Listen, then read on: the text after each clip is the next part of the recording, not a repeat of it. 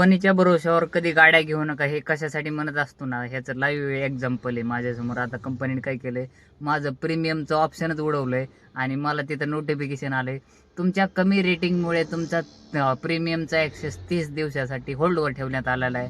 आणि मला वाटतं काहीतरी टेक्निकल प्रॉब्लेम झालाय का, तर माझी रेटिंग कमी नाही, 4.97ची रेटिंग आहे. हे बघा, 4.97ची रेटिंग आहे आणि कुठली कंप्लेंट बी नाही. म्हणजे हे बघा, एक सुद्धा कंप्लेंट नाही. हे बघा